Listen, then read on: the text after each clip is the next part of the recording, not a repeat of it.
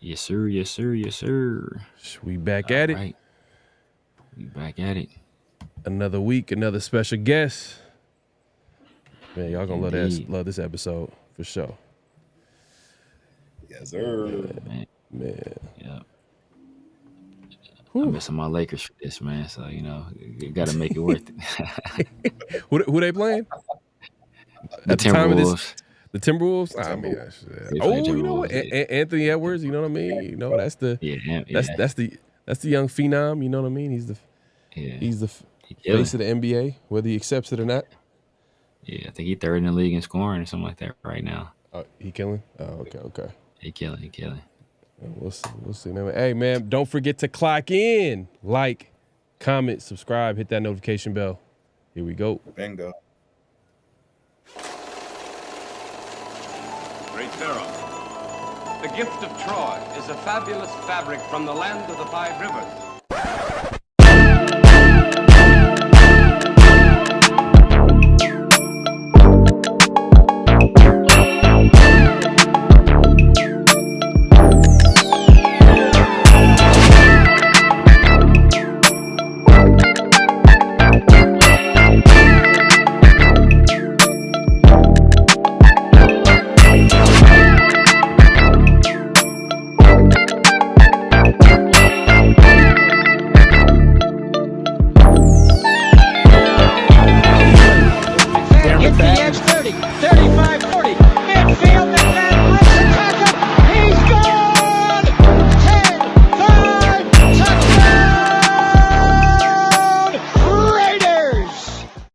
Years ago, when we came to Los Angeles, I really believed that the greatness of the Raiders would be in its future.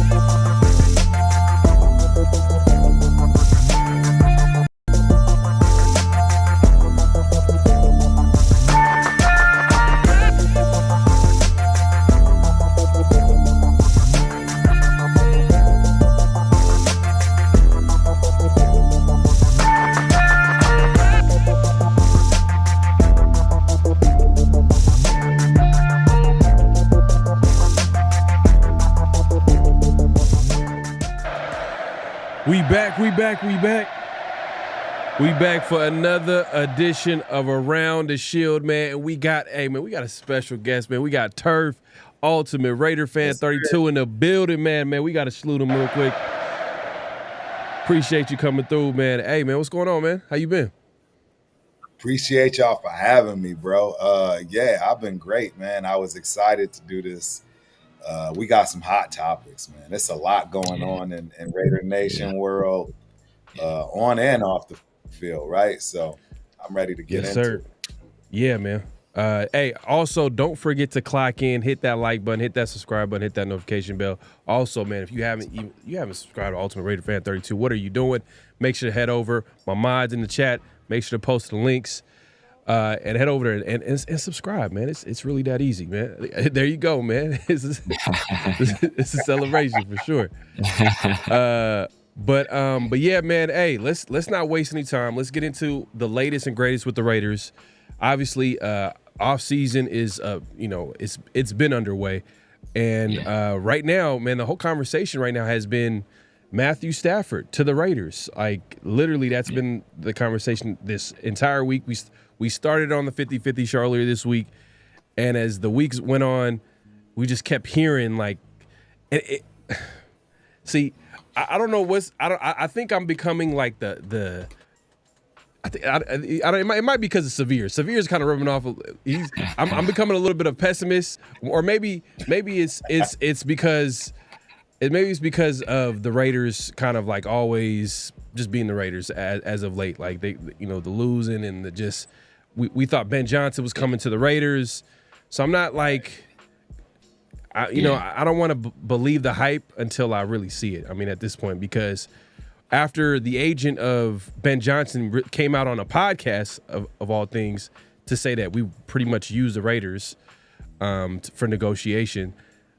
Hey, who's to say that the Rams or the Stafford isn't doing the same? The Stafford and his agent aren't doing the same thing for himself and the Rams, because I'm sure the Rams don't want to lose Stafford, right? I mean, Turf, do you believe the hype that is Stafford going to the Raiders? Well, leaving the Rams. I have to admit, this is one of those scenarios where Turf's background's gotten him some inside information, right? Ooh. So I don't want to lie to y'all, and you know what I'm saying. The cat's already out the bag. Exactly. Where there's smoke, there is absolute fire. Mm-hmm. So shout out to all of y'all fans and Raider fans across the board. I'm not saying we're getting Matthew Stafford by any means, but what I can assure you of is that Tom Brady is absolutely doing everything in his power to do so. Right. It is not fake. It is not a smoke screen. This is real, ladies and gentlemen. And who knows what'll happen, right, as far as negotiations are concerned. But I can assure you this is the real deal, period. Yeah. And I believe that the Raiders are interested, just like they were interested in Ben Johnson, because even – after the fact, we found out that the whole reason why Ben Johnson, and I'm bringing up Ben Johnson because he's the last like big name guy connected to the Raiders, and we end up missing out on him, is that whole situation was because of Tom Brady forcing the issue and trying to get him to talk and reaching out to his agent, even after respectfully Ben Johnson letting teams know that if he's not interested in you, he doesn't want to publicly embarrass you and deny it. So, and the Raiders still went through with it. Raiders meaning Tom Brady still forced the issue, which, you know what? I looked at it from a perspective of like, man, Tom Brady, he is trying everything in his power to bring in the right people in the building. And I'm not doubting that. What I'm doubting is Stafford really gonna get traded from the Rams? Like, why would the Rams trade a guy like Stafford? I mean, they're kind of like they've been kind of retooling and rebuild. I don't want to say rebuilding, but like they're kind of ready to take that next step to be one of those teams, to be one of the contenders coming out of NFC. I mean, we all know Philadelphia came out last year to win the Super Bowl, but the Rams are a pretty solid team led by a good quarterback in Stafford. Why would he want to leave that situation, and why would the Rams want to get rid of that situation without an answer at quarterback? Right. That's a great question. I just want to let y'all know this is an exclusive. This is an exclusive only for y'all. Severe already knows what I'm saying and I'm about to say. Okay. This is an exclusive specifically for my guys. Real talk. I haven't said anything, but it's the cat's out of the bag, right? And this is why and how I can say with confidence that this is real. All of the sightings, right, have stated what? That Tom and Stafford were where? In Montana. Anybody that knows anything about the Raider Syndicate, our brothers, all of us, and where we come from and what we do, I think there's a ring of a bell of Montana from one of those guys somewhere. And Exactly. not not only is there sighting, but there's actual physical evidence. So I'm just gonna let you know, exclusive for Around the Shield. Y'all are hearing it first that it's real, guys. Again, I'm not trying to say that they're gonna be able to get the deal done, but what I can assure you is that this isn't one of those situations where somebody's using somebody. No, it was cited, right? There's reason why they're stating places and how things went down. So I'll leave it at that. But the reason, the flip side of it, as to what you asked the question, as far as why would they want to do this, a lot of people like to get rid of things before it starts to go downhill. That's facts. That's I mean, true. a lot of things they much rather leave meat on the bone, right? Than be on the other side of that bone where there's not much meat left, and that's what you stuck with throughout the season. So that would be one of the reasons I think that McVay would be more than willing to pass on Stafford, because he's definitely had his best days behind him. That's just facts. And with the type of genius that McVay is, I do believe he's very confident in his ability to lead any quarterback. So that's why he's going to get what he can for him, get rid of that contract that's absolutely going to crush his cap, and move forward with the future for the Rams. Would you say that Stafford is, I mean, this is a question for everybody on the panel, like, would you say Stafford is a top 10 quarterback? Absolutely. I don't want to be hogging, man. I need to hear Severe's takes on some of this stuff too. But I actually went down the top 12 quarterbacks by statistics on my show a few days ago. And Matthew Stafford was ranked 12. But as we went through 11 through 1, I can assure you nobody felt like he was 12 as far as the names that were previous to him. At worst case scenario, he was 5 out of that 12 minutes. Right. Worst case scenario. I mean, Severe, I know we talked about this early on in the week. It's 50, but do you feel like it's worth it to trade for a top 10 quarterback? That comes with a caveat, because you have to ask yourself, how long is he going to remain a top 10 quarterback?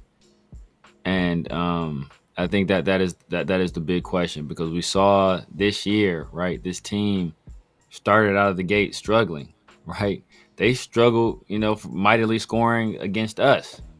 In the game I was live to see in person, and I was not impressed with what I saw from Matthew Stafford. And you say you being me, says a pessimist. I would say, let's say being a realist. You're turning into a realist. You're a realist, like reality. I know this is the time people like to get hopeful and all that stuff. And when all the Ben Johnson stuff was going on, I said off top, like, he's not. It's like he ain't coming here. The only reason he's even talking to us is Tom Brady. People, oh, you a hater. And then when it comes out that he's expressly told us, do not try to ask for an interview, because I do not want to basically embarrass y'all. And then we did it anyway.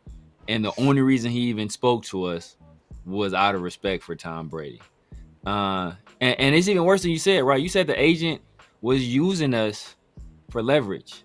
Right. He didn't even have to use us for leverage. We used ourselves. Yeah. Right. And he just stepped back and let us do it. It's like, okay, y'all want to put these stories out there? Oh, I'm not going to do nothing. I'm not going to do nothing to stop it. I'm just going to let this. I'm going to let this train run wild on the tracks. Right. And and the rest is going to take care of itself. So and I don't think this is the situation here, because as Turf kind of alluded to, there is a person who has ties to that state where some of these meetings are taking place. So I'm sure they have some connections back there that they can speak to. So I'm sure some of the stuff is real, but like, how real is it in terms of actual true interest, or trying to gain as much leverage as possible to extract as much as they can, not only from the Rams, but the Giants are rumored to be strong suitors as well. There's Right. another team that had threw their name into the hat as well. So it could be Yeah. a situation where they're playing every party against each other to see who has the best offer. Then they'll take that offer back to the Rams, see what they want to do with it, and if they're not willing to accept it, then maybe they pick from the possible suitors at that point. If those teams are willing to part with what the Rams asking price is going to be. But it's always worth it trading for a top 10 quarterback. I mean, it just depends. Like I said, it depends on how long you think that guy's going to be a top 10 quarterback, and with the compensation, not only in terms of trading draft capital, but also in terms of a contract. Because if you're trading for a top 10 guy, then the assumption is that you're trying to win now. Is this team in a position to win now? Will they be in a position to win in 2 years? And if they are in a position to win in 2 years, is Matthew Stafford still the guy that you think will be able to take you over the hump at that time? And I know people love to point to Aaron Rodgers and Tom Brady, but Aaron Rodgers, when the Jets acquired Aaron Rodgers, there were a lot of people that were saying, "Oh wow, this is a Super Bowl team. Look at that defense." They got Garrett Wilson. They got talent in the backfield. Like this team is going to the Super Bowl. And then what happened? First of all, Aaron Rodgers gets hurt immediately. Then the second year, the team plays uninspired football. So you're playing, and we could be in a similar situation, right? Where we pick up this guy. Aaron Rodgers was coming off, with consecutive MVPs. Mhm. And so it could be a very similar situation. It happens fast where you acquire this guy, and then like you hear about it in boxing, right? How a guy gets old overnight, and you're like, man, like his last fight, this guy was he was in there, and then he just this fight he's a totally different person. And that can happen with a quarterback. We saw it just happen with Aaron Rodgers, and he wasn't able to play inspired football for the Jets. And in fact, things got really ugly for that team later on in the season. So, and it got so bad that they're willing to let that guy walk away. So, and what do they get for their efforts? Essentially nothing. I mean, speaking to what you're saying, Vinny did come out and say that NFL sources indicate Raiders and his camp have found common ground on what a potential new contract would look like. It's now about coming to terms with the Rams on a trade package. And The Athletic is they speculated on what that package could look like. And The Athletic is saying that it could look like with a first-round pick or second-round pick play. And I'm like, I don't know about all that. Now, exactly. And then you also have to, just like Severe was stating, is that the Raiders aren't the only teams that are interested. The Giants met with, I think they met with Stafford's representation on Tuesday, I believe. And, I guess, Combine is where a lot of these agents get together and they start talking. And I guess they got together with Stafford, and they're in the mix. And then you got to think, like, they're not the only other teams too as well. Like teams like the Pittsburgh Steelers. Yeah, I could see the Steelers, be like, you know what?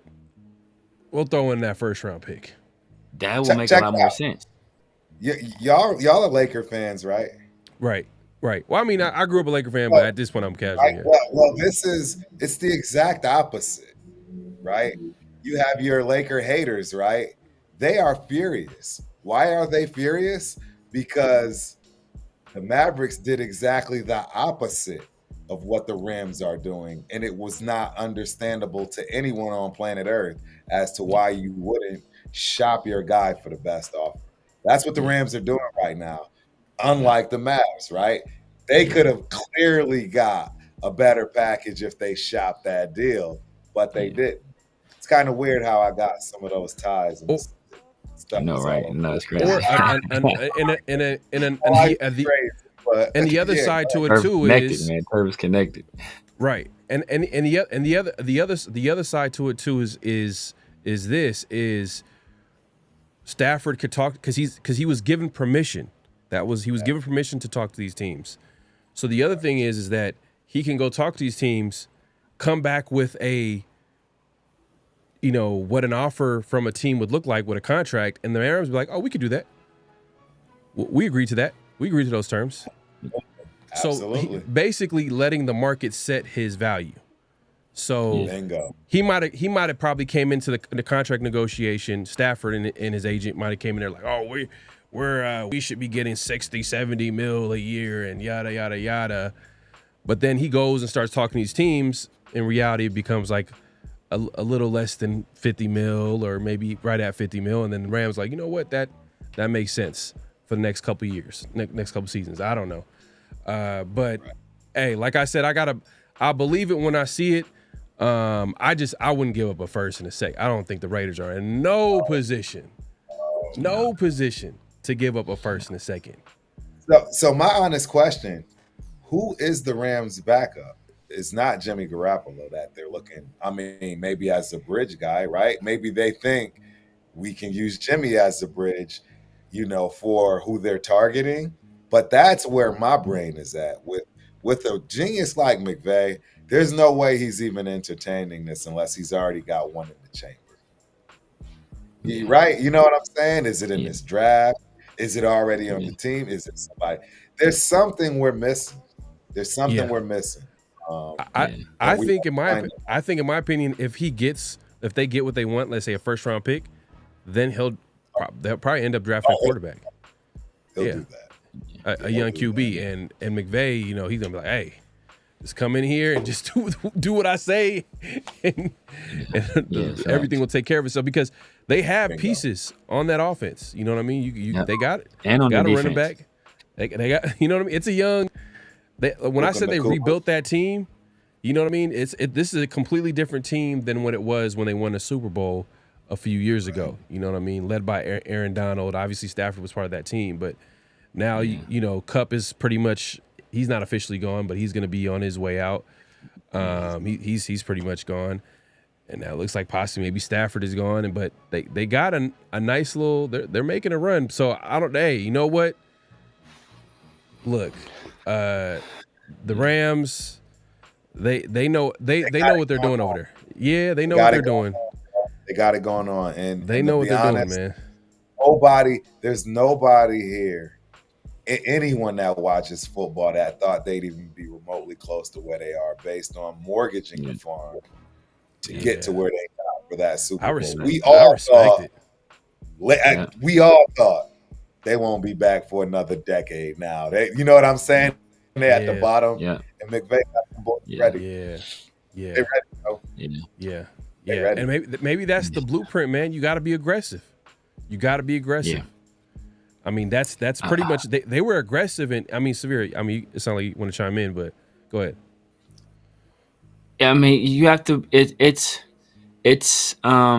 I keep going back to these references because Turf is on the channel, but it's not about being aggressive. There's the term in boxing. It's called effective aggression, right? Yes. Like you're a guy, you're pressing the action, you're moving forward, you're throwing punches, but you're throwing punches with a plan in place. You know what you want to do, whether it's setting up something later on, whether it's you trying to find a hole in the guy's defense, whether you're just trying to hit his arms and drop his guard for late, there's a plan in place. So you're not just throwing punches for the sake of throwing punches and you're wild swinging and you're not connecting on anything, right? You want to be effective.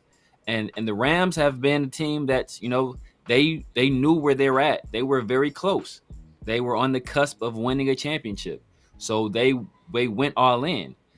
At the same time, they were still able to build a pretty good roster. I think last year was the first time they had a first round pick in a long time, right? And what they do with that first round pick? Oh, they just happened to draft Jared Verse, and that guy, I want to say he might have been first team All Pro. But if not, I want to say he made an All Pro team, and it was defensive rookie of the year, right? Then they grabbed Braden Fisk, right? Before that, they're late in the draft. They get a guy like Kyron Williams, who was second team All Pro before. Then they get a guy like Puka Nacua, who was offensive rookie of the year and broke the record previously. So they were able to build effectively. So what that lets me know is that this team, they have an eye for talent. They know how to identify talent. So what that also tells me is that if this team has an eye for talent, they know how to identify talent. They know proper asset and resource allocation. Why are they trying to get rid of this quarterback? Yeah, I don't want to do business with him. I don't want to do business with the Rams. You know what I'm saying?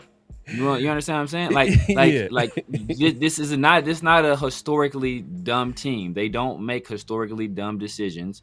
They're Right. very smart. Les Snead is he's proved he's one of the better GMs in the league. Sean McVay has proved he's one of the better coaches in the league, right? They got as far as they can get with Jared Goff. And some people is like, man, why are you getting rid of Jared Goff, right? Like, he took you to a Super Bowl. Why are you getting rid of him? And why are you giving up so much to bring in Matthew Stafford? And what happened if they win the Super Bowl? I wanted that first year, right? And now they're getting rid of Stafford, or they're allowing him or they're allowing themselves to be in a position where they won't have Stafford anymore. So like that should tell you something. They're not willing to meet his contract. As Turf said, the smart teams always say you better to get rid of a guy a year early than a year late. And and historically, the Raiders have picked up guys 2 years later than they should have picked them up, right? So, and that's just what we've done. That's just what we've done. Whether it's Richard Seymour, whether it's Warren Sapp, whether it's Donovan Darius, whether it's you can go down the list of guys we've gotten on their last leg, right? Navarro Bowman, like we can go down the list. And we always seem to put ourselves in a position where we get these guys that were good somewhere else, and we expect them to recapture that same glory here in a Raiders uniform. And rarely does it happen. Going after Stafford seems like a win now move. Yeah. And a lot of fans obviously are going to be, oh man, we got Stafford, which I have no problem. And I've said this. I said this on a 50-50 show. I said, hey, I have no problem with adding Stafford, even if it's going to be $50 million a season. We have the cap space. I wouldn't give him a long contract. Give him like a couple seasons. Be an expensive bridge, whatever you want to call it, quarterback. I mean, obviously he's a pretty good quarterback. But once you start giving up those assets, like the first round picks, second round picks, then that's where I have an issue. Like max, I would say third round. I said fourth. Obviously, we're not going to trade for Stafford for a fourth round pick. There's too many teams that's interested. Third. That at this point I might be that's just a wish at this point. It'd be a third round pick. And we got the extra third too. So. So if the Raiders do trade their second round pick or whatnot, man. And I posed this question on social media on Twitter, and I said, why does it always seem like the Raiders are always reloading? Like they never really want to give in to actually rebuilding this team. Like I'm not saying don't be aggressive and make the moves, but don't mortgage the future to make this move when you got so many different holes. Like it just what did we say the other day? We were like, man, when was the last time we rebuilt? I think he didn't do it right, but Gruden was last time we actually attempted to rebuild. That first season when we traded away Khalil Mack and Amari Cooper and obviously that whole, because he had that 10-year contract. So he's like, he knew that like, I got to strip this down, got to get it to what I wanted. I got to get the players in the building that I want, yada, yada, yada. And it feels like with Carroll in the building, Carroll sounds like a coach that's like, hey, I'm not here to rebuild anything. I'm here to win right now. I'm here for a good time and a long time.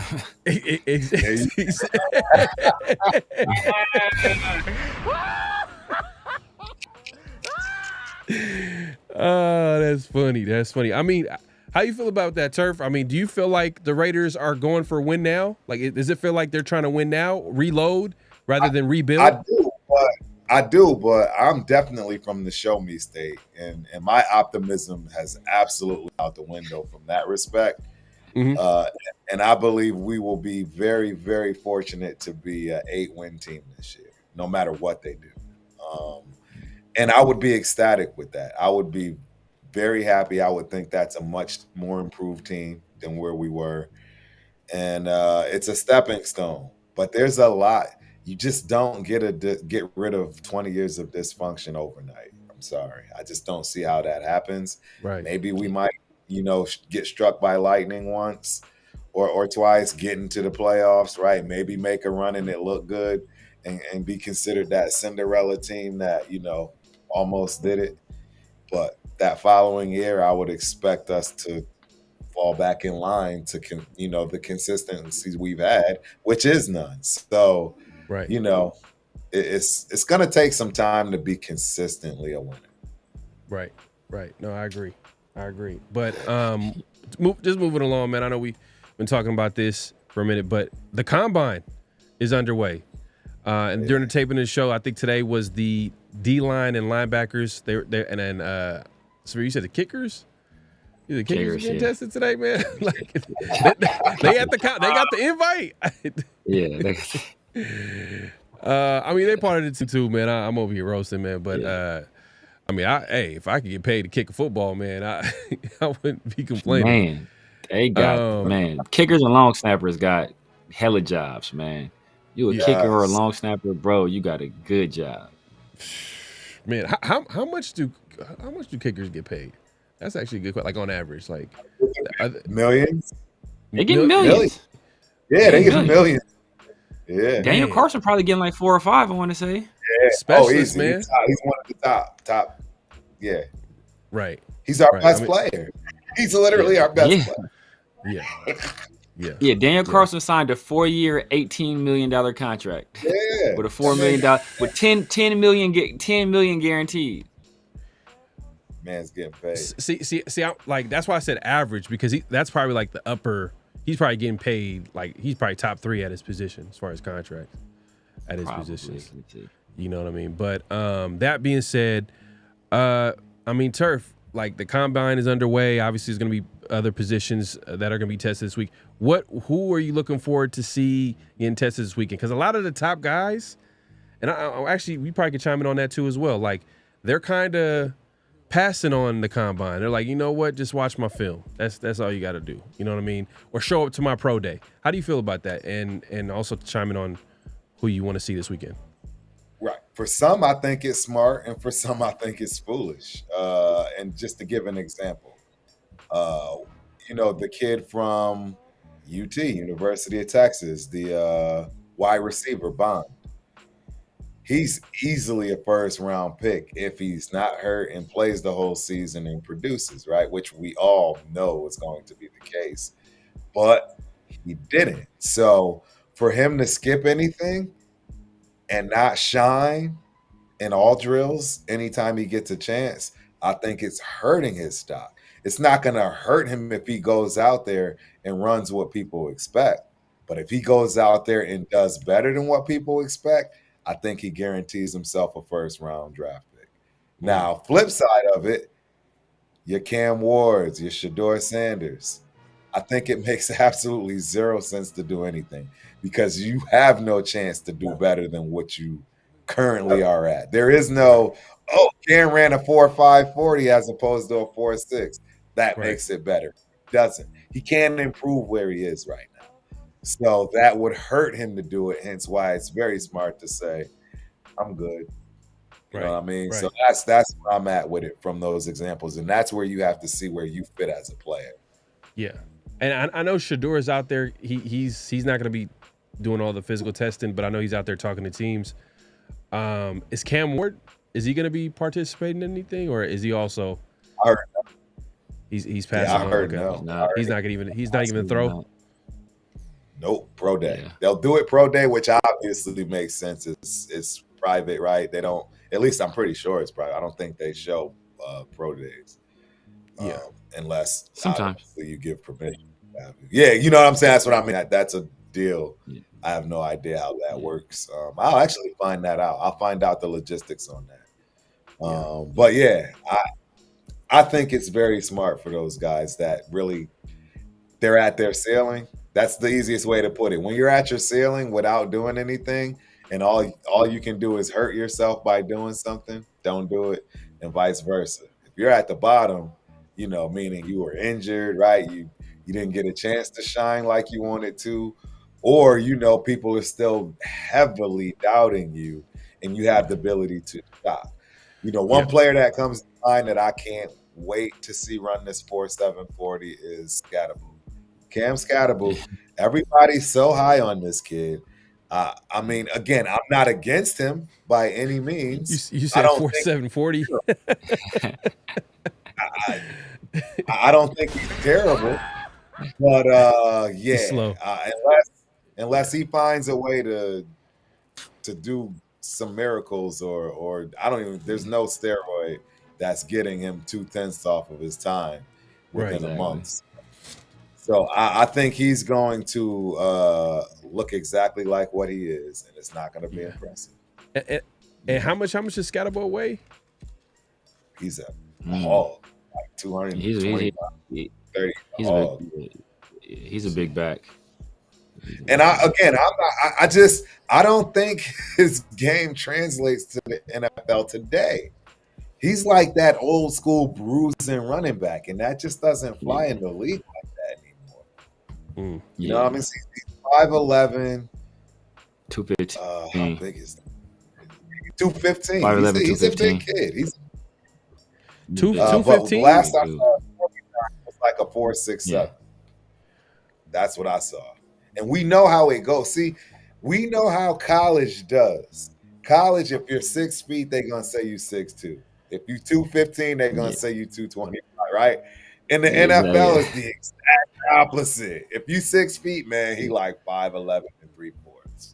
You know what I mean? If he run a 4.5, man, you ran a 4.55. You know what I mean? They don't. It's the exact opposite. What? So I thought he was bigger than 215. I mean, I guess he plays bigger than that. I did too. I'm not gonna lie. I thought at 5'11" though, but at 5'11", that's pretty big. At 215 at 5'11" is pretty big. That's pretty big. Because you think about Tetaroa is like 6'4" or 6'5", and he's like probably 212, 215. Damn, he's slow. He's slow, bro.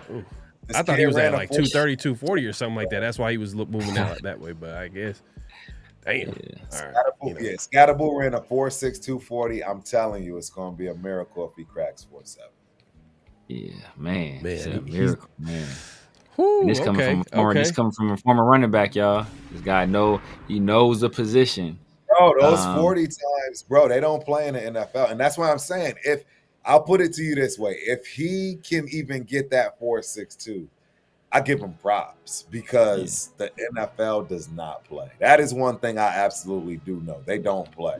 They don't mince anything. Nah, you ain't lying. You're on that. That's coming on Saturday. I mean, okay. Let's stay on running back. Let's stay on running back, since you mentioned Scatterbo. So, who are if you were to hope, like if picture the Raiders drafting 1 to 2 running backs, who would those 1 or 2 running backs be in this draft? I want Travion Henderson from Ohio State. I think he has the ability to be a Jahmyr Gibbs type home run hitter. Okay. I am all for him. I liked what I saw from him. I really did. But I mean, there are so many running backs in this draft that can potentially be home run hitters. The kid Dylan Sampson. Yeah. 5'11", 4.35, 40. I'm telling you, and this is why I'm trying. The game only ain't 20. the same. He's only 22. Bro, the game is not the same anymore. I'm telling you, it's these guys that can hit these holes, and you can't touch them. You can't tackle them because you can't touch them. It's not going to be the scenario of the old days, like the Earl Campbells. You're pulling his jersey off his back. Those days are over, ladies and gentlemen. And that's the reason why I don't think Scatterbull has that big of a chance, if you will. Yes. So, there's rhyme to my reason. Sure. There's absolute rhyme to my reason. Even like and that's even, just those guys top 12. Not to cut you off, going back to Scatterbull, even though like he's shown that he can receive out the backfield, like he looked like he has some good receiving skills, like you don't even factor that into his game, in today's game? If I'll put it to you this way. If I'm looking for the type of running back that Scatterbull is, I'm going with Taj Brooks from Texas Tech. 5'9", 230 pounds, 4.6. Man, That's what I'm doing. That's mustard. That's you mustard. That's you and me. Severe chopped it up. Y'all chopped it up and was like, all right, these are our guys. Because he's mentioned these guys to me behind the scenes. He was like, hey, he's like Henderson, Taj Brooks, and I think who was the other guy? Was it Hampton? Hampton. Hampton's above. North Hampton Carolina. going, Absolutely. yeah. Hampton's going early second, possibly late first. I was just gonna say.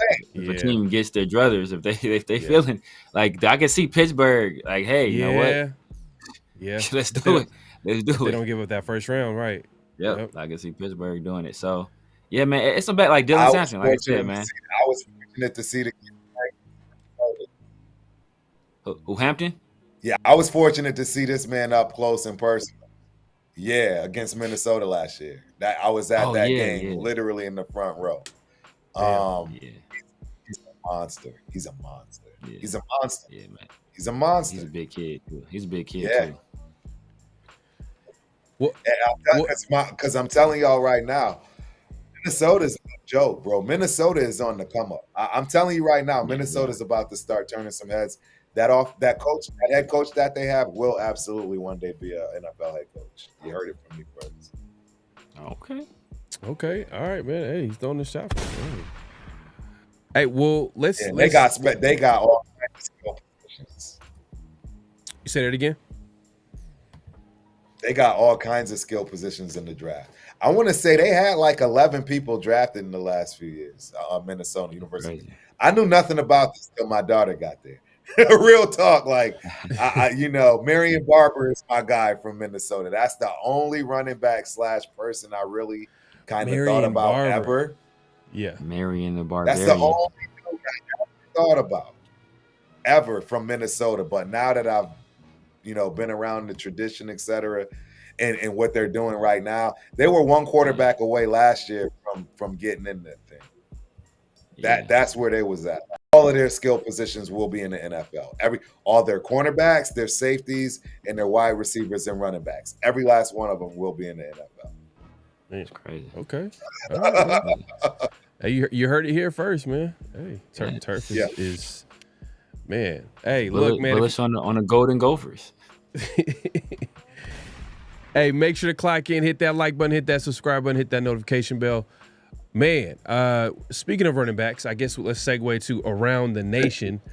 Around the Nation, man, what everybody's talking about right now, which is an interesting topic, is who the Raiders can possibly pick at number 6. And recently, Mel Kiper, I'm not sure if he was the one that started that discussion, but I feel like when that mock draft start happening, once I seen that mock draft, I start seeing everybody on Twitter, on social media, just talk about who the Raiders can pick at number 6, and that is a running back that you didn't even mention, Genty, because I'm sure he was going to get picked early. I'm sure that's why you didn't mention him. At pick number 6. So let's look at this little mock draft here. I'm going to go ahead and share the screen here. Here we go. I'm going to give you one more running back name you need to look at. Go ahead. One more running back name. Here, Texas, Jadon Blue, 6 feet, 200 pounds, 4'3", 40. I'm just telling you. It's so many running backs. Bro, I can't wait for me and Rundown to do this running back thing. Man, y'all have no idea. It is so many gems in this group. And the thing is, too, Turf, is that me and Severe, we've been talking about this since the season. We're like, hey, we need to draft 2 running backs. That should be the goal. And now that you got Chip Kelly in the building, he wants to run that football. You got Pete Carroll who wants to run that football.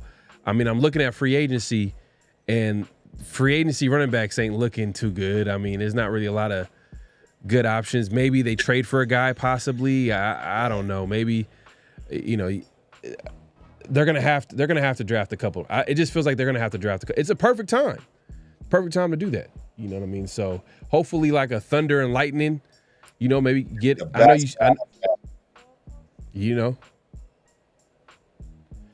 think we're losing. Can you hear me? Yeah, I can hear you. Just wondering if that's me. It might be my side of things. but I can hear y'all. I can hear y'all perfect. just fine, actually. Yeah, it was going in and out for a second. All right, we got you. Okay, so going back to Around the Nation, Mel Kiper had a recent mock draft. He has the Raiders picking Ashton Jeanty. And it's not just Mel Kiper. It's there's a lot of people in Raider Nation who are considering or talking about like, hey, the Raiders should draft Jeanty at 6, especially with also, the Stafford news. If Stafford gets traded, they're like, oh, wait, hey, it makes even more sense to go after a guy like Jeanty, because now we don't got nobody in that running back room. Let's get someone dynamic. You pair that up with a Stafford and Chip Kelly offense and yada yada yada. But Turf, I mean, and I know Severe won't chime in on this one, so y'all could take this. Whoever want to take this. Should we be drafting Jeanty, a running back, at number 6 overall?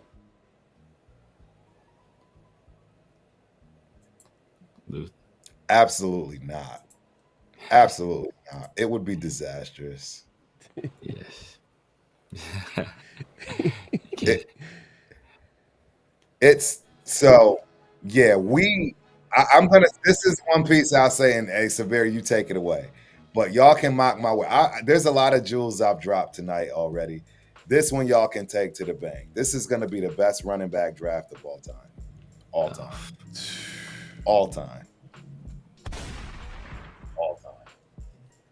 It feels like it. I mean, just the fact that like we're excited. We're excited. I mean, this is one of those drafts where we're excited to go to watch the entire draft, because we talked about this the other day. So we were like, hey, this draft, it feels like there's a lot of players to be had between like 20 and like, I don't know, 80. Like, there's a lot of people in the middle part of that draft where there are a lot of value, I should say. And especially at that running back position, especially defensive line, especially, you can throw in safety, edge. There's a lot of different positions, but running back especially, man. And I mean, Severe, man, do you feel like Jeanty should be drafted at number 6? I mean, at any type of scenario, because like I could in the past, we've seen teams draft like for example, the Detroit Lions, they went ahead and drafted a guy that you mentioned earlier, Gibbs. Like I think at number 10, but that was a luxury pick. You know what I mean? They already had, that team was already built. They just needed someone else dynamic back there. I don't think the Raiders are in a position to draft a running back at number 6. I understand we need it. It's definitely a position of need. We need, I mean, outside of like quarterback, like you probably could say that running back is probably the biggest, one of the biggest needs on the team. But I mean, Severe, how do you feel about Jeanty at number 6? Yeah, I don't love it. I mean, that's not like smart teams generally draft like those core position groups, in the first round, whether it's offensive line, defensive line, quarterback. Generally, those are it. And sometimes, you can get away with the corner. You don't want to draft positions like safeties, linebackers, running backs. You don't draft those in the first round unless you have your team set and solidified. And as you said, that's just like the icing on top, right? That's hey, this is our missing piece. This is what we need. And then with the Lions, right, they had Swift, and Swift couldn't stay healthy, and they had the issues with Swift, so they needed that other guy. So that's when they identified Gibbs to fill that role, right. And it worked out for them, right? You look at a team that didn't necessarily do that, and that is the Falcons. They know that they took Bijan pretty early, and it hasn't paid dividends for them, right? Like that. Now they're still looking for pass rushers. They're still they need help on the interior of the defensive line. They had other positions of need, and that's why they had to go out and pay an exorbitant amount of money for a guy like Kirk Cousins, and then still use another pick on a quarterback, right? So had they identified they needed a quarterback at that time, they wouldn't have had to pay as much for Kirk Cousins, and then they would be using these subsequent draft picks to build around whatever quarterback they would have taken at that time. So running back is basically a luxury position. And you can find guys. Now, the top guys generally drafted in the first round. You think of Saquon, you think of Bijan, you think about Josh Jacobs. The top guys are generally drafted in the first round. But there are very effective backs, very good backs that are drafted later on. Alvin Kamara. You think about Bucky Irving. We talk about all the time this past year. Derrick Henry. Yeah, Derrick Henry is second round guy. Kyron Williams is Jonathan Taylor, second round guy. So you can get these guys later on, right? So for a team with as many holes as we have, especially with a class as deep at running back as this class is, some of these backs we draft in the third and fourth round, they probably got second round grades, right? And this is a draft where all the value really is late second to fifth round. That's a lot of value in there at multiple positions, whether that be running back, offensive line, defensive line. There's a lot of value in that area of the draft. So, in those early picks, you want to draft premium positions, and then you can capitalize on some of that value later on in the draft in those rounds. And that's what the smart teams will do. I mean, can you? I mean, obviously, we don't agree with drafting Genty at number 6. We got too many different holes on this roster. We can't afford to take a luxury pick like that. And we just got done talking about how good a draft it is at running back. You can get that dynamic guy later in the round. You could get a couple of those dynamic guys. You can get a dynamic guy and a guy that could be a great between the tackles. You could get a couple. It's just so many different scenarios that we're thinking about that can happen for the Raiders, especially in this draft, because the position is so deep. Why would you just go ahead and just draft a guy at Genty? As special as he is at running back, I mean, the one thing that scares me about him, I don't know, maybe you could speak to this I don't know if this would be a factor, but I don't know, man. He's coming into the NFL, Genty. Well, I think his last season he ran 400 carries? Yeah, 400 carries. Woo. Hey, not only did he have 400 carries, he had 400 carries against the Mountain West. I need people to understand that conferences matter, competition matters. I've tried to let people in on the fact that, when it came to the Great White, Laube, that coming from the FCS, he's coming from one of the worst divisions in FCS football, right? And for whatever reason, somebody thought this kid was going to come in, hit the ground running, and be something. I knew off the rip that was almost impossible. Just from his background, where he came from, he's not going to be ready for that real league. And you saw it. I mean, sure, it's easy for me to say this stuff hindsight, but I'm pretty sure there's tape out there where Turf was already whooping Dylan Laube wasn't it. Yeah. Well before he even got drafted by us. Yeah. And again, I love Genty, but I'm telling y'all right now, there will be 5 running backs that have better stats than him that get drafted well after him. And there probably will be an undrafted free agent that has better stats than him, regardless of where he goes. Regardless.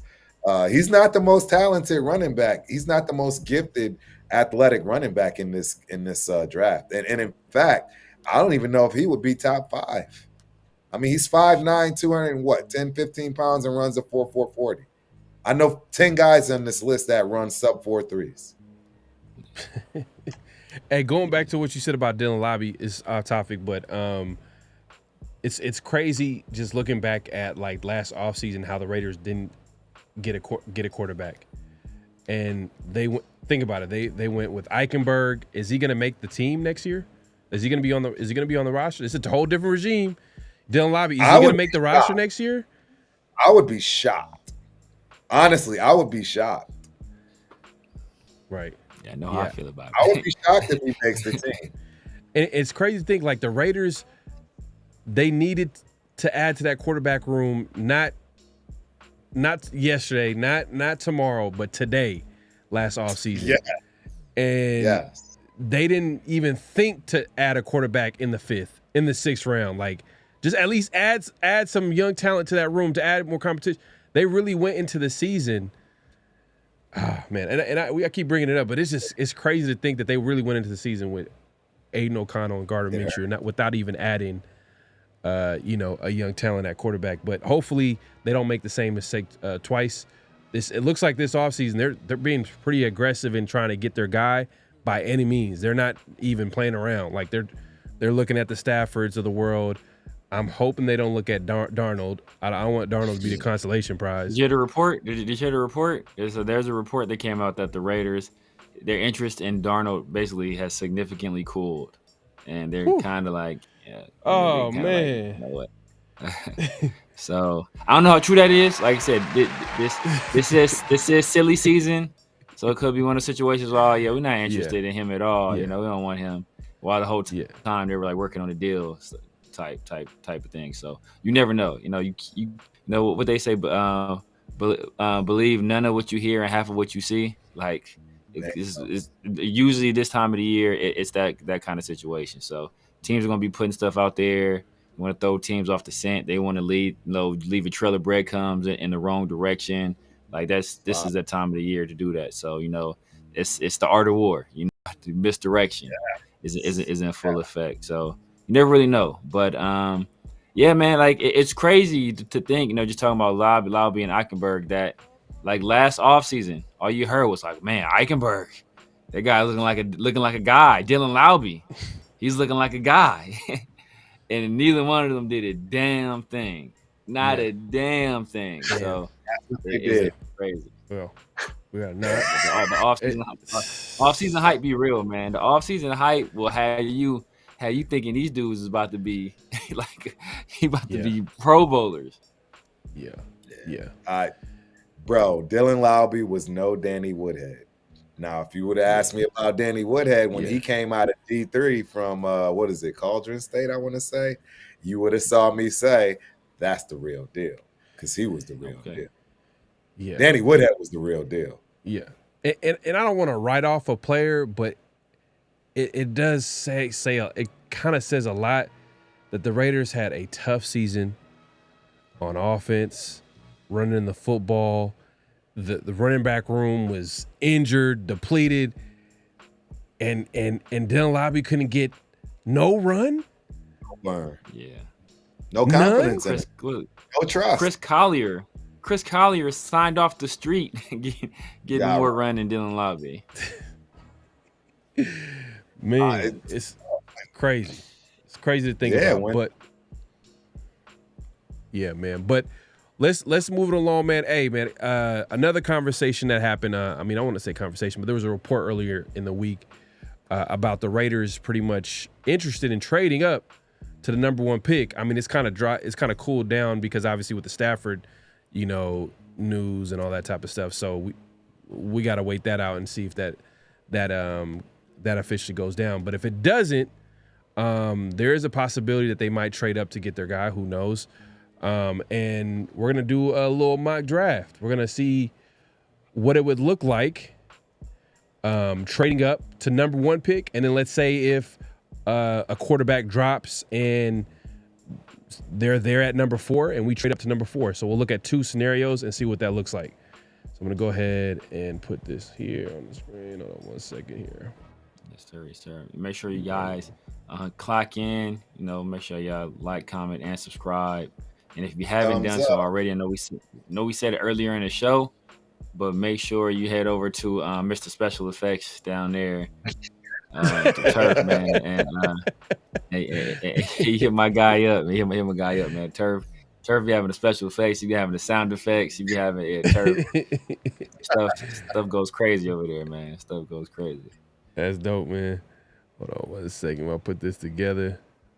I don't know why it's acting up at the wrong time. All right, here we go. All right, so I guess it would work if I just did the Raiders. And then I should probably put it on slow just to be on the safe side. Put it on slow, so they don't draft the guy, And then let's see. Let's go enter the solo. So right now, the scenario that we're going to do first is trading up for that number 1 pick. So obviously, Tennessee has the number 1 pick. Let's pause the draft. All right, and let's propose a trade. Pause the trade. All right, let's trade up with where's Tennessee? Right there, boom. All right. And let's see. So obviously we're gonna have to trade that number 6. Yeah. We're going for that number 1. That's number 1. So what are you throwing in? 73. Try 73. Next year's. It has to be next year first. We got to throw in next year's first. Oh, Yeah, no. Try next. Yeah, next year's first. It has to be next year's first. Yeah. You have to, yeah. If you're going for their number 1 Yeah. for 6, you have to. Yeah. You have to. There's no question. Try 73. Price 73. I would say 73 too. 73? I'm leaning more 07. I mean, they're getting 107. Right. Okay, they're getting next year first. Yeah, but yeah, they're gonna put because 5 spots. 5 spots is it, and they still might say no to this. So that's the second of that. So we have 2 third rounders, and that's like the second. Yeah, that's the Jets third rounder. Yeah. So 73rd. Okay. I think Severe's right. Okay. Now. I would give. Okay. Next year. Next year, I don't care about. I'd actually even give him a second if it makes sense. I you know what I mean? This. Yeah. Yeah. I would. You know, if you're going for the number 1 pick, that means you are very confident exactly who you're getting. So. Yeah. So I'm gonna be cheap, and I'm gonna offer this. And if they decline it, then we could probably add to this. So far we're at it. We're gonna trade this year's obviously number 6 pick, next year's first, and a 3rd rounder this year. That's a little light to trade up from number 6 to number 1, but this ain't like, you know, the best draft for a quarterback. So Tennessee got a rookie. They got a rookie GM. Let's see if he's stupid enough to. All right. Let's see what it's gonna take. All right. Nah, they're gonna decline this. They decline this. Yeah, trade. Okay. Propose. Okay, propose trade. Right. Okay. The first and the second. All right. Yeah, next year first and second. Damn, next year's first and second? Yeah. Whew. Damn. Yeah. Probably gonna have to do our 3rd too, I'm sure. I was gonna say, with that 73. That's what I would do. And that's it? That should make some waves. Yeah. That should make some waves. Your first and second, that should make some waves. Yeah. If they don't take this, then yeah. Oh man. Yeah. See. It's gonna take a lot. It's gonna take a lot. It's gonna take a lot. It's gonna take our first and second this year, probably our first and second next year. Hell no. Because remember, because if you look at the trade value, look at the trade value chart, like the first overall pick is worth like, I forgot which one it is. It's worth like 3,000 points, and our 6th pick is worth like 1,500.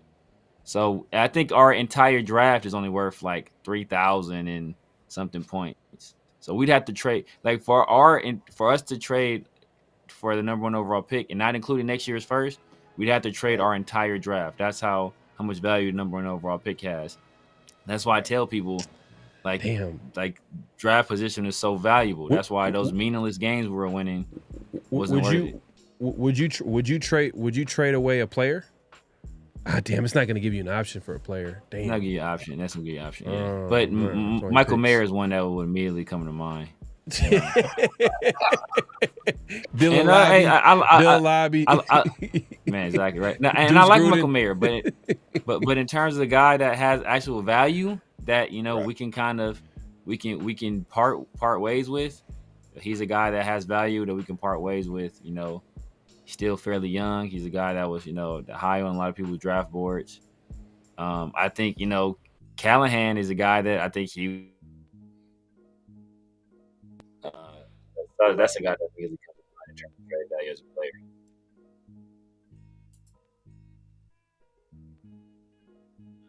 Uh-oh. We lose Pharaoh. We lose Pharaoh. No, I'm back. so. I'm back. I'm still here. No, right. We all good. We all good. So, all right. Let's do y'all want to do it? This year's second.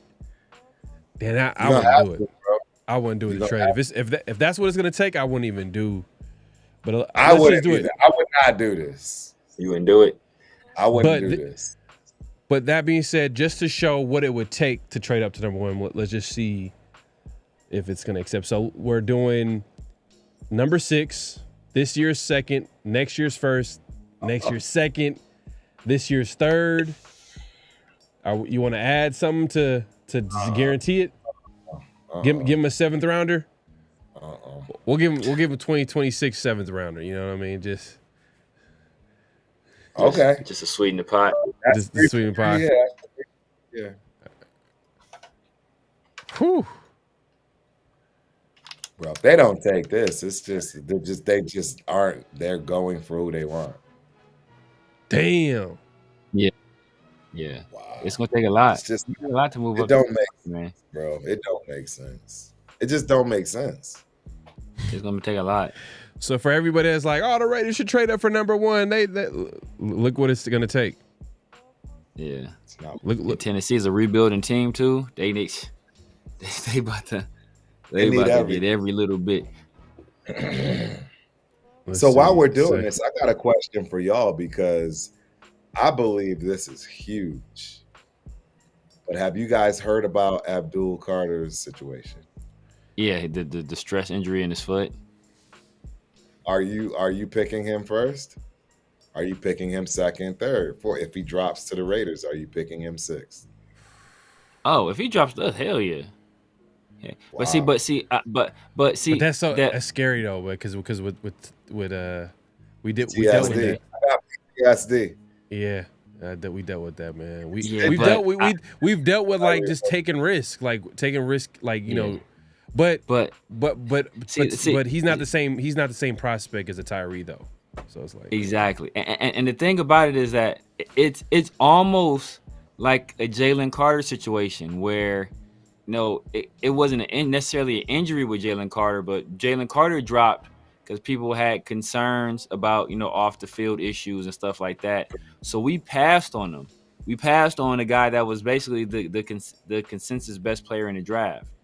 And Abdul Carter, you know, it's him and Trav are basically the consensus best players in the draft. Now, if you're, you know, maybe if you're Pete Carroll or, you know, and you're looking to win now, maybe you don't take Abdul Carter because, you know, you don't know what he'll be able to be this first year. But if you're playing the long game, you absolutely take a guy like Abdul Carter.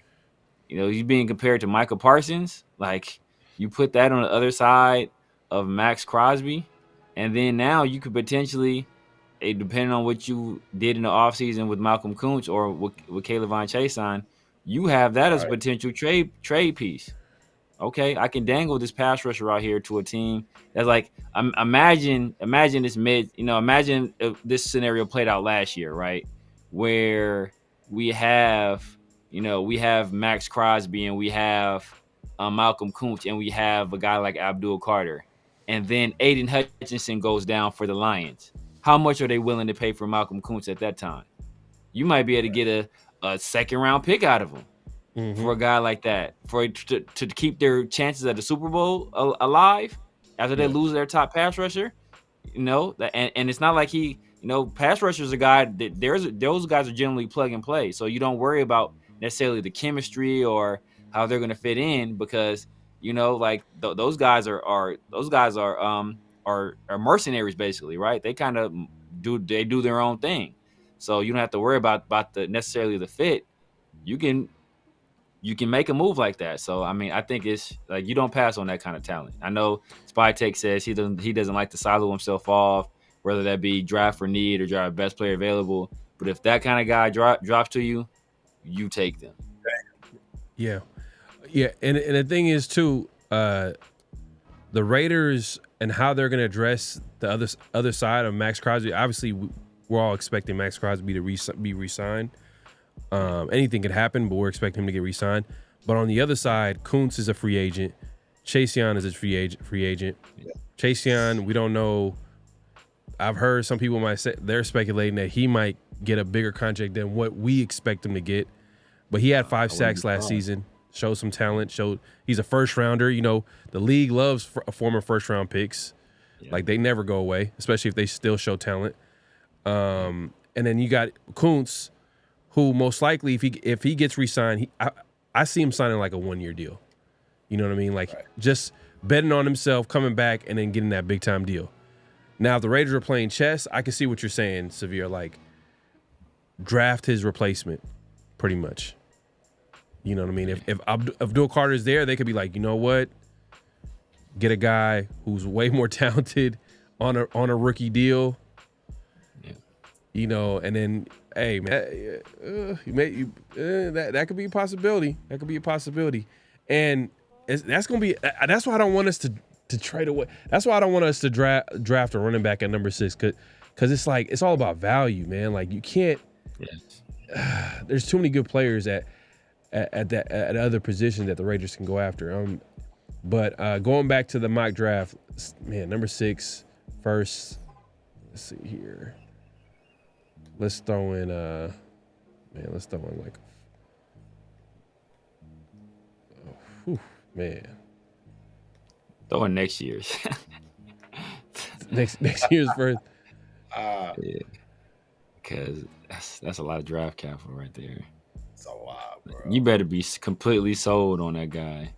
100%. You better be completely sold. And that's probably not enough to get to. Honestly, that's probably not enough to do it still. To be honest with you, that's probably still not enough to do it. Because think about teams are trading 3 and 4 first round picks. You know, we're trading, you know.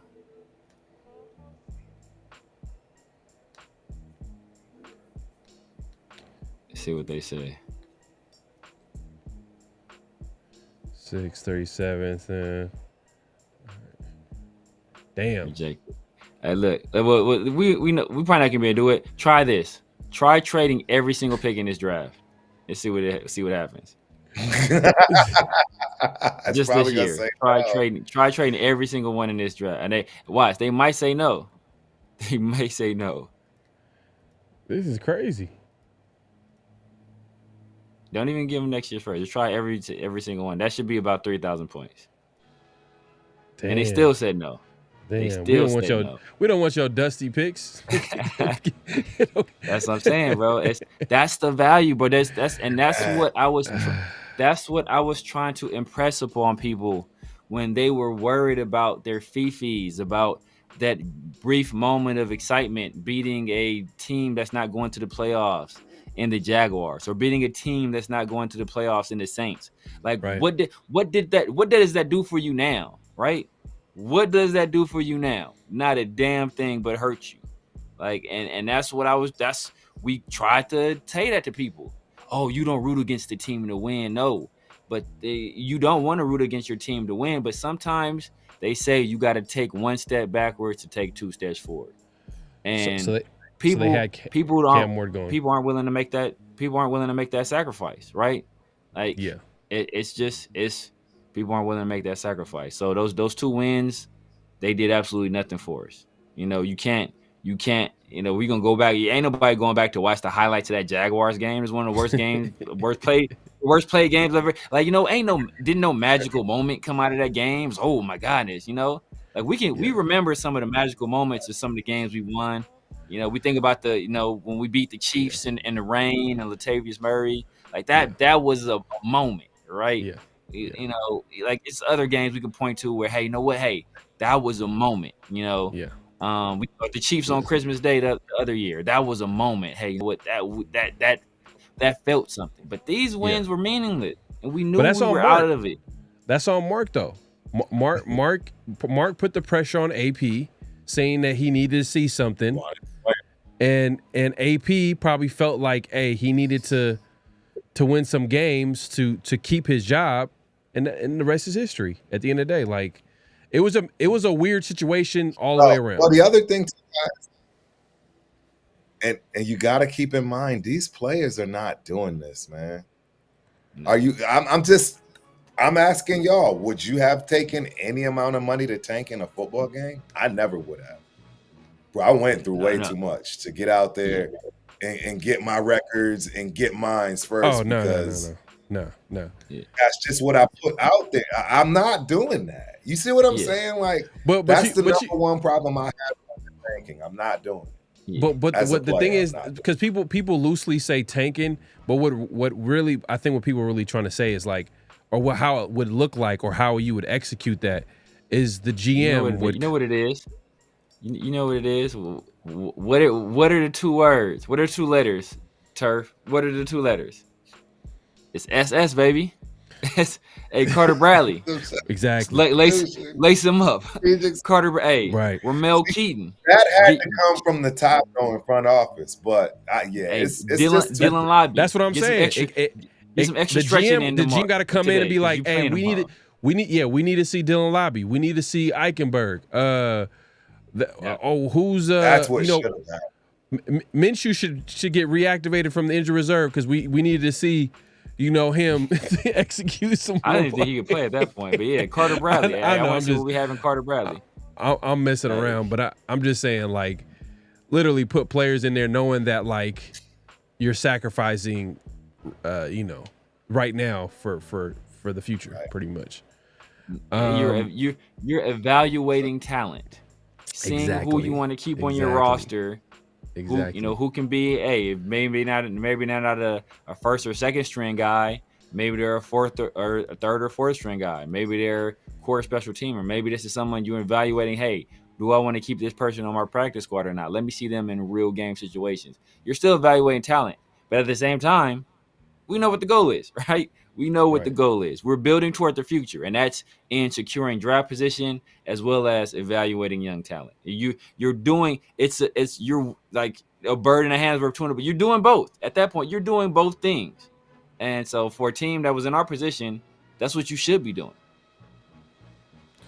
Man, it's tough all the way around. But look, that number 1 pick, they weren't accepting nothing. So, and the reason why is because that's what happens when. And this is probably speaks to, and I thought you were going to make this point earlier, Severe. For everybody that wonders, like, why didn't the Raiders trade up for Jaden Daniels? Because when a team is like, hey, we're going to draft our quarterback, they are not going to accept any deal. They're not going to, there's no deal that they're going to accept, especially if they identified the quarterback. Like, that's just the value of the quarterback. And Tennessee, they need a quarterback. I mean, they're in a position to upgrade at that position. They can easily get Hunter or, Abdul Carter, but Cameron Ward, I can see that. I was going to say. Easy. Cam Ward. Yeah. That being said, let's see if we can keep this going. Shedeur Sanders goes number 2 in his draft. Man. Crazy. Sheesh. That's wild. Will Campbell goes early. Abdul Carter. Oh. Travis Hunter. All right, so Raiders on the clock. There's a little bonus. I didn't expect to do this, but I thought we were going to trade it for number 1. So Mason Graham's on the clock on the board. Yeah. T-Mac. Yeah. Ashton Genty. I was playing. Yes. Will Johnson. Could be a possibility. 100%. Yeah. Where you guys leaning? I mean, obviously. Well, we gotta know what we did off. We did during. Okay, so let's say this is a situation where we got Matthew Stafford. We traded for Matthew Stafford. We gave up, whatever it took. And obviously we didn't give up a first round pick. We still got the first round pick, but maybe we gave up, a second and some other stuff. Maybe we gave up both our thirds, right? So at this point, you kind of looking at it. Okay, where do we go? Do we go Mason Graham? Kind of a position of need, even though we got Christian Wilkins, but we are losing. We could potentially lose Adam Butler. Or did we bring Adam Butler back? If we bring Adam Butler back, maybe you don't go Mason Graham. Exactly. That's why I say free agency. Yeah. If it's a situation where you have secure Matthew Stafford, it's probably Teteroa. It's probably Teteroa at that point. You need a wide receiver. I would love to add to the trenches, man. Just watching the Super Bowl, like, hey, man, that's where it's won. But yeah, I could see teammate too. If you add a Stafford, you're basically saying win now mode. So then, like, you gotta have your moves reflect that. So you got to get him a receiver, give him another weapon in our offense with Myers and Bowers, and then obviously, I mean, but damn, think about it. If we're basing, which makes sense, if we're basing the picks based off what the offseason was, you guys mentioned free agency, then if we trade for Stafford, that means we don't have a second round pick. Most likely. We don't got a second round pick. And if we don't got a second round pick, then man, that's ugly. That's not ugly. So that's like I'm saying, like the drop off. So it depends, like, right, what do we do? Because if it's a situation where we drafted, or we're not drafted, but if we might not even be able to do it though, because what we do with our free agents, what we do with Stafford, what kind of contract he demands. Can we pay T. Higgins? Probably not. So, like, did you pick up a free agent wide receiver? Did you go after maybe Stephon Diggs, who was a crazy? Probably not. So, Teteroa and the drop off, when those late round receivers, I mean, those third, fourth round receivers, I guess a tremendous drop off, right? It's like a tremendous drop off. So Teteroa is, if you want a wide receiver 1 and you didn't get one, that's realistically your only shot at getting a wide receiver 1 in this draft class. Because if you don't have that second round pick, even if you do have that second round pick, like outside, just Teteroa and Luther Burden are the only guys I think, hey, you know what? I can see them for sure being wide receiver 1s. There's some other guys that potentially, maybe, and I'm not even counting Trav. There's some other guys potentially, maybe, but if it's not Teteroa or Luther Burden, I don't have that same level of confidence. So if you wanted a wide receiver 1 in this offense, Teteroa would have to be the pick here if you didn't get one in the free agency. I got a tad bit of pushback though, because you know what? In Chip Kelly's offense, he needs somebody that's going to take the top off, and I don't think that's Teteroa. I don't think that's his. I think he has the speed. Don't get me wrong. You have the route running ability, etc. Absolutely, but the speed as a number one, he's no Devontae Adams yet. Let's keep it a bean. Yeah, no, it's not. It's not. You have to get there. Nobody came into the league like that. And then Jacoby is not gonna a speedster either. So you want someone that can complement the pieces that you have. 2 possession receivers at 1 and 2. Yeah. I get you. And another thing too, we do need I feel like we should add a D tackle in this draft, if we can, because John Jenkins is not gonna. I don't think we're gonna re-sign him again. It would be nice to get a run, maybe a nose tackle if he could have pass rushing ability. Man, because Christian Wilkins, he's that contract. You don't know how long he's gonna be with the Raiders. I mean, he signed it last year. It's a new regime. I mean, we like Christian Wilkins. We're not saying that they should let him go or anything like that. But look, if we can add someone on the defensive line, I'm all for it. And speaking to your point, Severe, maybe we could wait to draft D-line. Maybe we can get someone later in the draft, because it's that there's some depth there at that spot. A lot of depth. And those kind of guys usually go late. Like if you're looking for a big nose tackle that maybe doesn't offer a lot in terms of pass rush, those guys usually go later. Every so often you get a Dexter Lawrence who's just special, right? And you got to grab that guy early. But there are going to be some of those bigger bodies that are going to be available later on, and you can take advantage of this being a pretty deep defensive tackle class. Hold on, let me see if I get any trade offers. It just came to me. It's only 2 people I'm picking. It's Mason Graham and Johnson. To be honest with you, I would even consider trading down. I would consider trading down. Because if we lost our second round pick. Yeah. I thought, if we're doing that scenario, 100% I would trade down. I would still in a heartbeat. So Dallas is knocking on our door. Let's just look at the other offer before accepting it. Right. That's nice. You have to move back a lot though. I would I would really consider that too. Oh, that's a lot. I really don't care about first, the second, third, next year, second. We don't care about this in mock draft. But technically speaking, we would probably do this. Damn, all the way to 25. That's a lot, though. That's a lot, though. I mean, I would need more. I would need more. But we just tried to move up 5 spots and we tried our whole draft. And they said no. But all right, well, you know what? Just 19.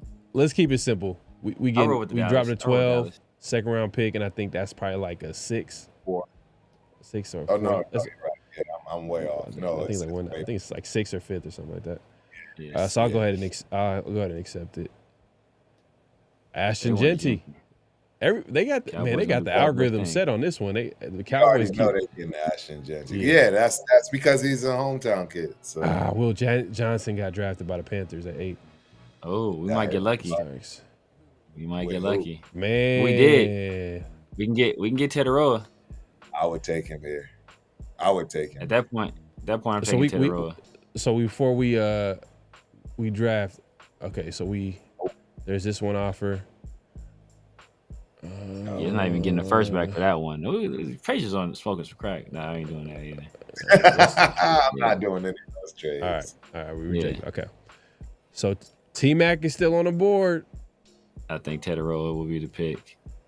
Unless, Teteroa will be the pick. Only other player you considering, maybe James Pierce is a freak, bro. He just blew up the combine today. Heck of a pass rusher for Tennessee. I think he does have some off the field concerns, if I recall correctly. But he is a freak. Pierce just killed the combine today. Yeah, he killed the combine today. Calvin Banks Jr. is another guy, you would consider, especially if you're thinking about maybe slide Glaze, to replace Parham, slide Glaze to guard, or maybe you want to put Calvin Banks at guard, right? And do it that way. Luther Burden, but like Turf was saying, he's more of he's not really a deep threat. He's like a Deebo Samuel type, where he's like explosive, dynamic guy, playmaker with the ball in his hands. Does have more speed than Teteroa, but Teteroa is a guy. I mean, he ain't a burner, but he is a big play, big play threat. He's a specimen. Yeah.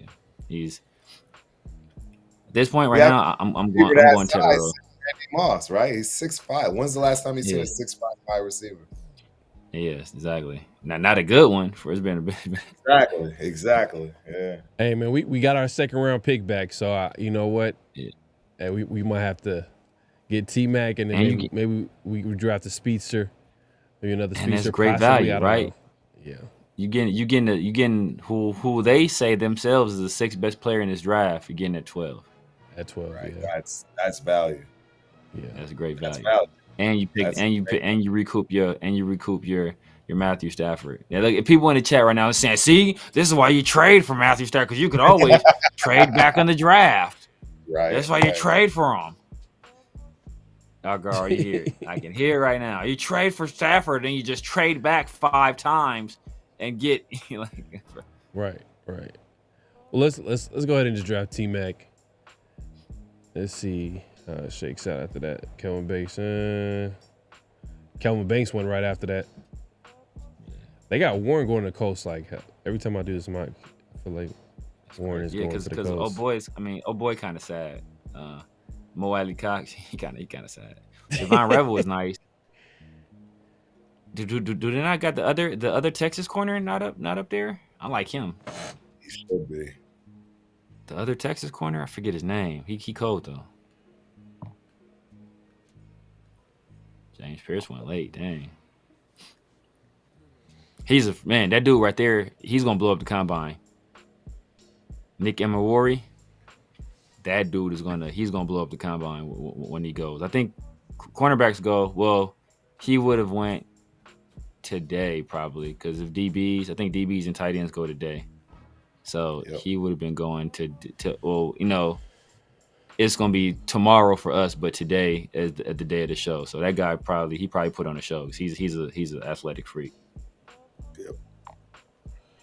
All right, so I did want to do real quickly a possibility trading up from number 6 to number 4. Hopefully that will finally get us a trade up because they weren't letting us trade up to number one. Nah, not at all. None of that nonsense. Nah, not at all. Hold on 1 second. It's kind of tripping, but let's see here. All right, here we go. All right. So I guess to control this draft, I have to be the first. So we need to first for your 5, essentially. Yeah. Or we'll just keep. Or the first three. The first three. Because then you got to be able to trade up to 4. You want to keep it real. Yeah, that's true. Who was it? Tennessee, Cleveland, and New York. Where's the Giants? Oh, there you go. Yeah, right. Patriots 4, right? Yeah, Patriots 4. Is there anybody picking? Who's picking? Oh, Jaguars. Oh, who cares about the Jaguars? Yeah. So it's first. They're first 5, three, right? Jaguars. Yeah. Who cares? Yeah. It won't unless they trade up. Like beat you to it. All right. Okay. The Jets trying to get number 1 pick. We're gonna do them like they did us. Reject. Yeah. Reject. All right. All right. So, who do you see going number 1? If it's not Cam Ward or Shador, which most likely gonna be Cam Ward, it's either Abdul Carter or Trav. And I would say Abdul Carter. Pair him with Jeffrey Simmons. Sheesh. Man, that is scary. Okay, so Abdul Carter. Number 2. Number 2. Browns. Damn, it would have been nice. That would have been sad. Nice. That would have been nice. That would have been exactly. That would have been a nice destination. That would have been a great destination for Abdul Carter too, especially with everything going on with Myles Garrett. Do we go Trav? Do we go Trav? Go Trav. Okay. And then number 3, the Giants got an offer. Okay, hey, Cowboys trying to get Genty. Yeah, Cowboys want Genty bad. Exactly. They thirsty for Genty. Thirsty. All right, so let's say the Giants take. Let's say they take Shador. Whew. Oh, pause. Let me pause it. Whew. All right, perfect. Now propose a trade with the Giants. Oh, not the Giants. Right. Oh, how come it's not letting me? Oh, okay. I get to boom with Patriots. Or Where's Patriots. Yeah. Where they at? Right there. All right. So number 6 pick. Yeah. See, we could try to give him that 3rd. Try to give him 73. Be cheap. 73. See if we could be cheap. And I'll throw in 2026 7th round pick right there. You know. You know what I mean? Just to. Hey man, they can just let them know that we're not playing any games. We just let them know like, right? Hey, we're here to do business.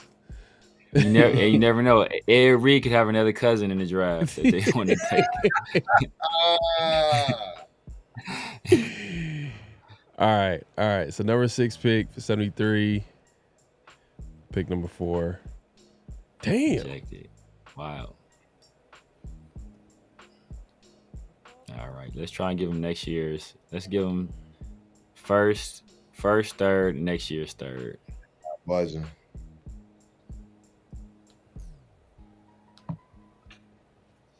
Try 68. Try 68 instead of 73. See if that makes a difference. But yeah, give him next year's 3rd. See, I'm always looking for. You know what I mean? I'm trying to look for the best interest for the Raiders. Go for the cheap. Go for the cheap. All right, and you said next year's 3rd? We try next year's 3rd for we'll 3 spots for their 4th. And they got to throw in Joe Milton.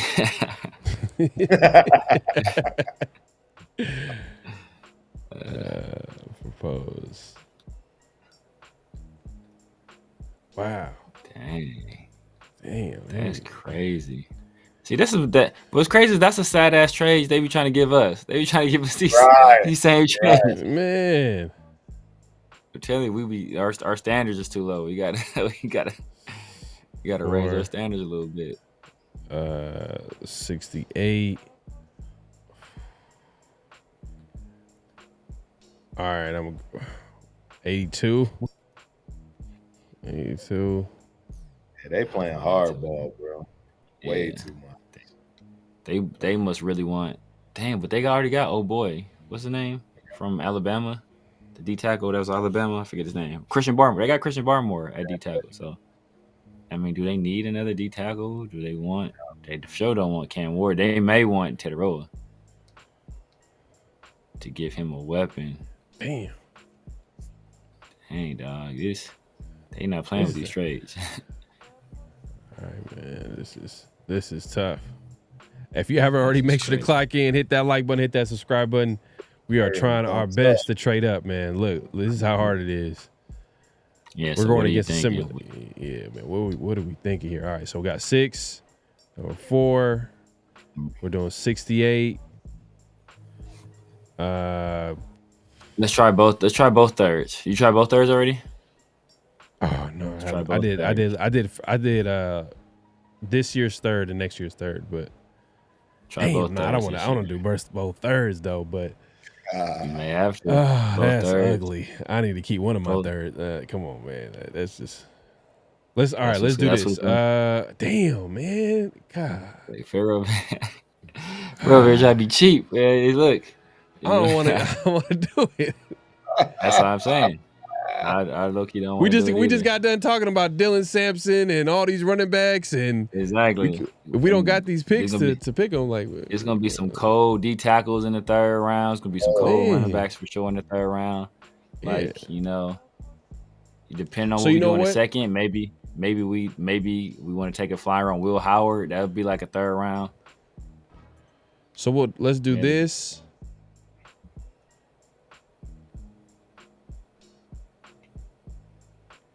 Pharaoh is out here looking like Chris Rock from I'm Gonna Get You Sucker. How much will one rib?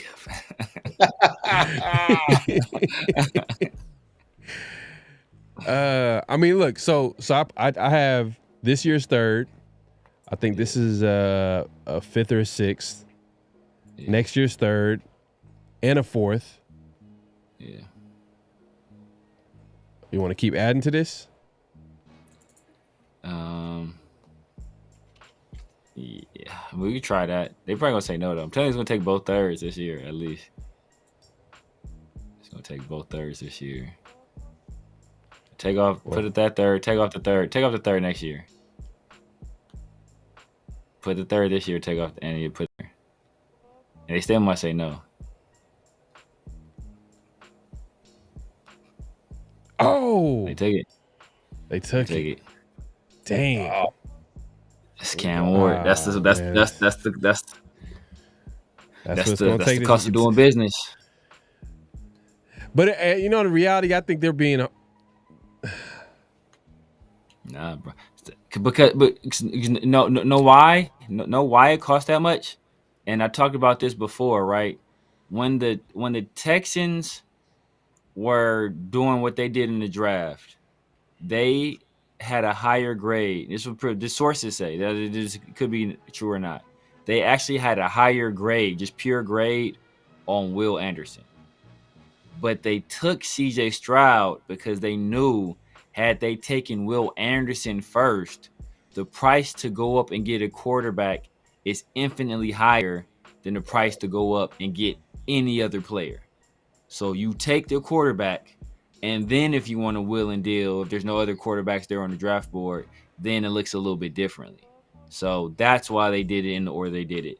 Cam Ward being on the board right there makes that pick way more valuable than it normally would be. That's why you don't win meaningless games in November and December. But it is literally they're moving up 2 spots. Exactly. But for a quarterback, that Yeah. they taxing. It's a drought. It's a drought, bro. It's like, like in the drug game, bro. It's a drought out, bro. You want this? You want this work? Oh, we about to tax you. We about to tax you. I'm the only show in town. Bingo. Damn, that sucks, bro.